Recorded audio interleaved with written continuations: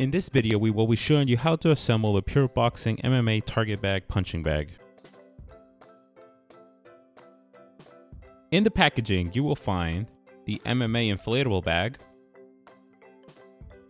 and the foot pump.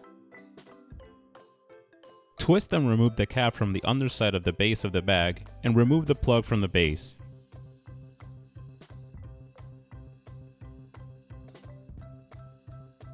Pour water into the base until the base bag is completely full.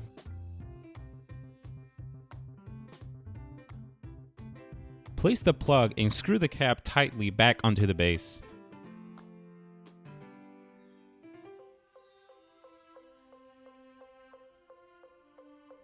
Open the air valve on top of the base. Use the foot pump using your foot and inflate until you don't see any more wrinkles. Be careful not to overinflate the product.